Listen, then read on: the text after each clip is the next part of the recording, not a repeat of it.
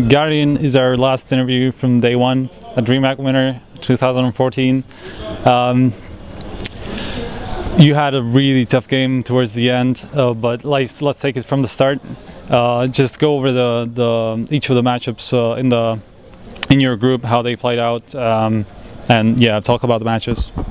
Well, first game was pretty easy, even though we made some mistakes on T side against flip side, but I think we had a really great CT side.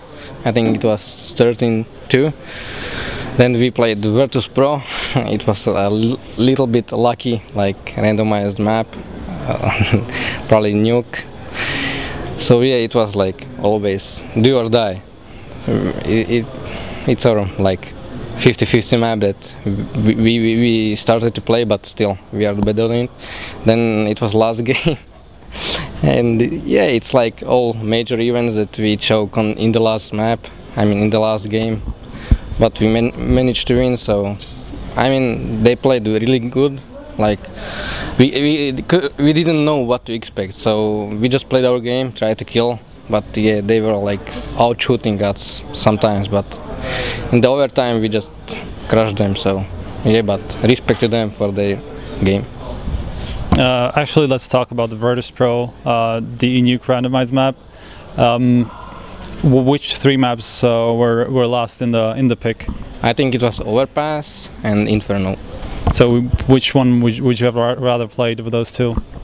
Overpass, of course. That's our, I don't know how to say, but it's one of our strongest maps. So yeah, I mean, Inferno is probably the best map of Virtus Pro, but yeah, I would like to play them on Overpass.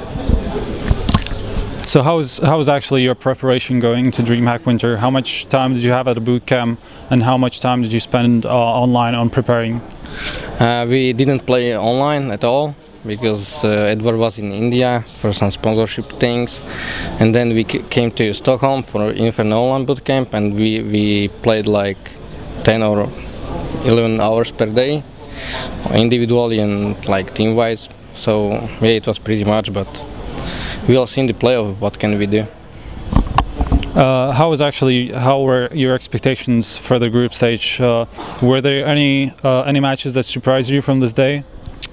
I don't really know how did the groups go, so I was focusing on our group to play the best game.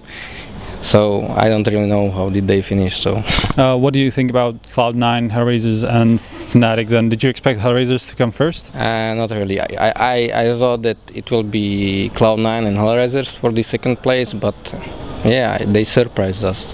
We played them at bootcamp. I think we beat them on all maps, but I'm not sure. But yeah, they just surprised me. So what about Penta and iBuyPower? iBuyPower obviously changed two players only a few weeks before DreamHack. So what do you think about them going out? Do you think they should have proceeded instead of Penta? Yeah, I think so. Actually, we played them on bootcamp and they destroyed us like 25-5 on Dust 2. So I was like really surprised how did they get together and how did they play. So I'm really surprised by Germans, but yeah. Now we know the bracket. Let's take it from the top. Just your expectations for the match, preferably with a score as well. I mean, like 2-0, 2-1. Okay, from the top, Hellraisers against NIP. What's your take on the match? Well, I don't really know how does the NIP play at the moment with this lineup. I didn't see them play. Actually, we played them online and they crushed us on Dust 2. But yeah, it was online practice. So I think it can be a close game, like 2-1. And if Hellraisers will play like today, then I think they will win. Then I don't know which one. Then Virtus Pro Penta? I think it will be pretty easy by Virtus Pro, like 2-0. I would say like 2 times 16-7 or something like that. So now it's going to be the premature grand final, basically. Statistically, it should be at least. Fnatic, LDLC, who do you think will come out on top this time? Because LDLC have lost 3 times in a row to them in 3 different tournaments. What do you think about that? Actually, I don't really know because of this like cheating drama again around the Fnatic. but I hope they will not choke and they will play their best game like they did last like 3 or 4 events. So I hope in a good game, and I think it will be 2-1 to Fnatic. And obviously now you against Dignitas, how happy or how did you respond to the bracket? What were your initial what was your initial response? Well, it will be a hard matchup also because Dignitas have showed like really good results even now or just on another event. But if we will play our A game, we can do like good, even beating them like 2-1. Because I mean, all past LAN events we have showed really good results, even against Fnatic or LDLC. So it will, I don't know, the team which will make less mistakes will win.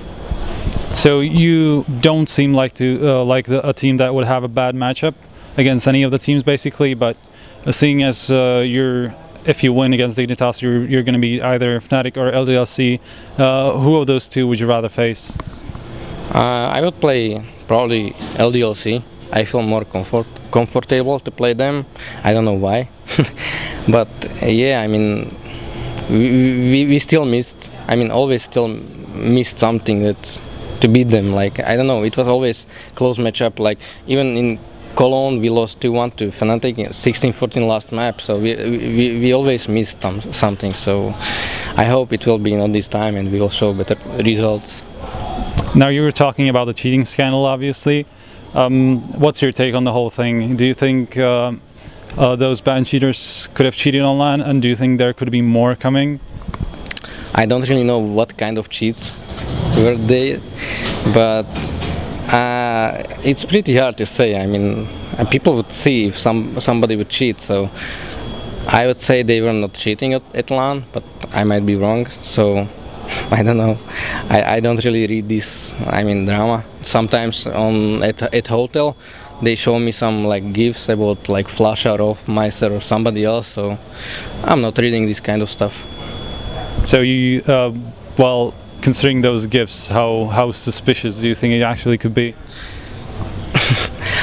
Let's say that if I was watching like 1 or 2, then I said that it might be like some luck or something like this kind, but then it was like 5, 6, 7, and I was like, okay, there might be something, but still I will not judge somebody because of like this kind.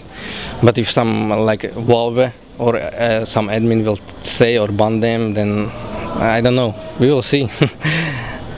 I'm not judging anybody.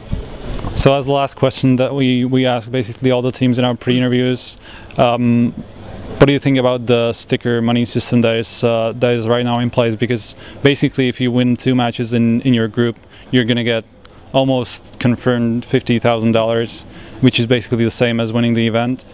So what do you think you could the organizers do about that? I mean, the money from stickers are fine, because even though you are not like a favorite or something, for example like Flipside, like it costs something to get to the event, and probably they have to pay themselves, so it's fine that they can get some money. But about the qualifier, it should be like, I don't know, like taking 10 events before 2 majors and making some ranking system, like some points, and like get top 10 to the LAN qualifiers and get this spot. But I don't know, that's my opinion about it. Okay, that's basically, that was the last question for me. Do you have any last words, shoutouts to fans, sponsors? Well, thank you for everybody for cheering for us, and that's all. We are lucky to get in the playoffs. Thank you. Thank you.